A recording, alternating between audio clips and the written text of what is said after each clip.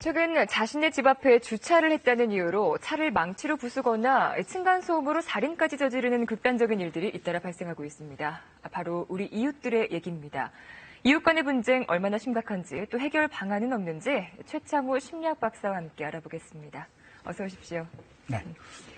박사님, 먼저 최근 사례를 좀 살펴보겠습니다. 아까 내 집 앞에 주차되어 있는 승용차를 보고 화가 나서 승용차를 때려 부순 사진이 지금 나가고 있는데요.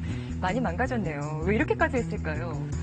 일단은 그 내 집 앞도 나의 영역이라고 생각하는, 그러니까 이제 조금은 잘못된 생각인데도 불구하고 심리적으로는 그럴 듯 하거든요. 네. 예전에 그게 이제 유치한 심리죠. 어린아이 시절에 보면 뭐 다툰 친구에게 너 우리 집 앞으로 지나가지 마 라고 네. 했던 그 심리, 그러니까 유아의 심리를 가지고 있는 거예요. 저기는 분명히 공공의 그 자리고 공공의 영역인데도 불구하고 내 집 앞은 내가 우선순위가 있다라고 이제 착각을 하는 거죠. 네. 물론 대문 같은 경우를 막고 있다면 그런 경우에는 정말 불쾌할 수도 있지만 거기에 대해서는 누구나 뭐 지자체에서 규정이 돼 있다면 주차를 못할 수도 있는 공간이고 누구나 아니면 또 우선 주차 구역으로 선정이 됐으면 우선 주차 구역인 사람이 우선권을 갖는 거거든요. 그러지 않을 경우에는 공공의 영역인데 사람들은 자기 집 앞도 내 영토다, 영역이다. 내 터세의 범위다라고 착각을 하고 있는 거죠. 아, 그래요. 지정된 주차 공간이 아닌 내 집 앞의 공간은 공공의 영역이라는 말씀이신 그렇죠. 거죠? 거기에다가 네. 뭐 화단이라든지 주차를 못하도록 어떤 시설을 설치하는 것은 안 되는 일이 그 자동차 주차하는 거하고 화단하고는 또 별개인데 화단 같은 경우는 아예 그냥 거기에 이제 그 움직이지 못할 정도로다 거기서 이제 완전히 시범하는 거라면 자동차는 서로 간의 양해를 위해서 움직일 수 있는 거잖아요. 네. 근데 이제 여기에서 중요한 것은 심리적으로 우리 집 앞에 나의 허락도 없이 차를 바쳤다? 나를 무시했다라고 하는 심리적인 게 있고 또 하나는 빨리 좀 빼달라 했을 때 안 빼줬을 때 이제 통제력에 대한 상실감. 이런 것들이 이제 공격성으로 전환되는 거거든요. 네. 근데 전환되는데 이것도 사람마다 다 달라요. 어떤 사람들은 좀 빼주세요라고 정중히 부탁하면서 그럼 죄송합니다 하고 빼고 아무 문제가 없는 사람들이 있는 반면에 망치까지 준비해갖고 나와갖고 이렇게 하는 것은 평소에 이 사람의 성정과 기질이 약간 공격성 기질이 있었고 스트레스를 관리하는 능력이 떨어져 있는 그리고 약간 자존심에 있어서 병적인 나르시시즘을 가지고 있을 가능성이 높죠. 네, 그러니까 아무리 화가 나는 상황이라 하더라도 이렇게까지 극단적인 성향을 보이는 사람들은 사실 많지가 않다는 말씀이시잖아요. 그렇죠. 어쨌든 이렇게 주차 문제로 차를 손상시킬 만큼 시비가 많이 벌어지고 있는 상황이거든요. 차를 손상시키는 것뿐만이 아니라 심지어 뭐 이웃을 향해서 가스총을 발사하거나 살해 위협까지 했다고 해요. 왜 이런 시비들이 이렇게 늘고 있습니까? 일단은 우리 사회가 전반적으로 요즘에 이제 스트레스 상황. 우리가 어렸을 때도 보면 주변에 싸우는 친구들 보면 평소에는 어깨가 스치고 지나가도 아무렇지도 않다가 스트레스를 많이 받고 예민해진 상황에서는 어떤 살짝만 스치기만 해도 아주 굉장히 예민하게 그리고 격하게 반응하는 경우가 있듯이 스트레스 상황이 깊어지고 네. 또 사회 경제적으로도 어려워지고 그러면서 이제 자기 자존심이 자꾸 무너지는 상황이 자꾸 되다 보니까 이런 상황에서 우리 집에 우리 집 앞에 아니면 층간에 뭐 나를 무시한다라고 하는 그 배경 그런 것들이 결국은 가장 큰 간헐적 폭발성 성격 장애로 나타나는 경우가 있고 그게 이제 충동 범죄로 이어지면서 심할 경우에는 가스총뿐만 아니라 살인 사건으로 이어지는 경우가 있어서 이제는 이제 심각한 사회 심리적인 문제가 된 상황이죠. 물론 개인에 따라서 그 차등이 있겠습니다만 개인의 성향으로 인한 그 다툼을 넘어서서 이제는 이런 주차 문제도 사회적 문제로 인식을 하고 사회적 시스템 안에서 해결 방안을 좀 모색해봐야 하지 않을까요?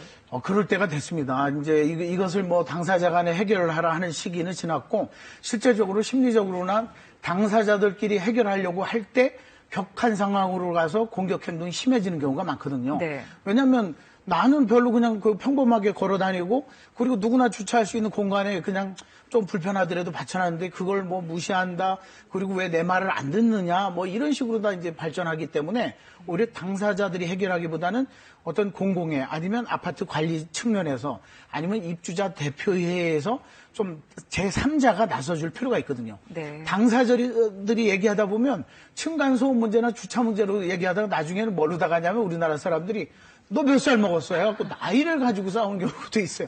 무슨 얘기냐면 문제 중심적인 해결로다 가는 게 아니라 감정적인 해결로다 가는 경우가 많아서 네. 당사자들끼리 해결하는 것은 1차적으로 그것은 삼가야 될 일이고요.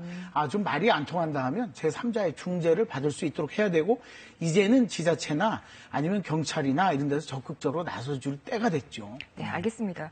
최근 들어서 이렇게 이웃 간의 사소한 시비가 분노의 표출로 이어지면서 극단적인 범죄가 되고 있는 경우도 많았는데요. 그 사례들을 모아봤습니다. 경기도 하남의 한 아파트인데요. 이 아파트에 사는 김모 씨는 지난 2일 오후 위층으로 올라갔습니다. 그리고 안방에 있던 장모 씨 부부에게 흉기를 휘둘러 부인이 숨졌습니다. 강도가 늘어나더니 그 층간 소음 때문에 했다고 하더라고. 지금 자꾸 올라왔거든요. 지난해 안동에서는 60대 남성이 층간소음을 못 견디겠다며 가스밸브를 열어 폭발 사고가 났는데요. 주민 70여 명이 대피했습니다. 가스를 잡아서 펑 소리가 나가지고 더 내다 보니까 불났다고 내려오라 해서. 또 다른 사례를 보시겠습니다. 서울 강남의 한 아파트입니다. 하단에 돌이 흩어져 있고 주변엔 피자국이 얼룩져 있습니다. 이 아파트 주민 서모 씨가 화단을 가꾸는 문제로 신랑이 끝에 이웃인 김모 씨를 흉기로 살해한 현장입니다. 작업하다가 이제 그 시기가 돼서 이제 싸움이 시작이 된 거예요. 난리가 났었어요. 전사들도 하고 공차를 실려가는데 주차 문제만큼이나 심각한 것이 바로 층간소음 갈등인데 사실 이 층간소음 갈등은 겪어보지 않은 사람은 모를 정도로 그 스트레스가 크다 그래요. 네, 또 이제 그 상황에 따라서 평소에는 잘 참고 넘어가던 사람도 아까 통제력의 상실이라고 했잖아요. 어떤 사람들은 음악을 크게 틀어놓고도 자기가 이것을 소리를 조절할 수 있는 통제력이 있을 때는 네. 즐길 수 있거든요.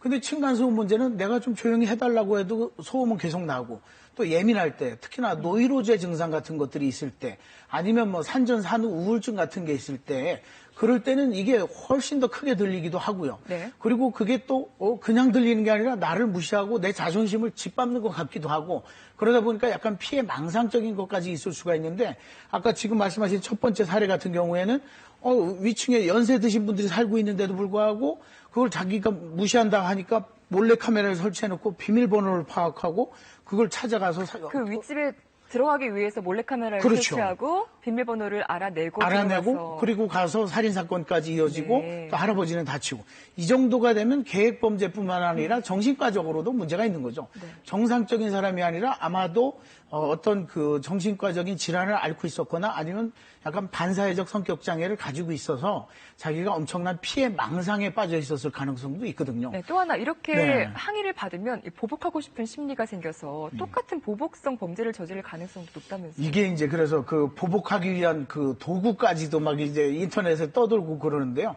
그것은 정말 그 뭐 눈에는 눈, 뭐 이에는 이의 보복이 아니라 그것은 열등한 사람이 열등한 방법으로 보복하는 것이다라고 네. 밖에는 할 수 없는 거예요. 그것을 똑같이 하기보다는 정중하게 부탁을 하고 그리고 이웃 간에 이사를 했을 때 요즘에는 그런 게 많이 줄어들었지만 떡을 못 돌리는 한이 있더라도 엘리베이터에서 만나면 인사라도 할 수 있는 그런 분위기가 돼줘야 되는데 네. 서로 낯선 사람들이 좁은 공간에 사는 거 아니에요.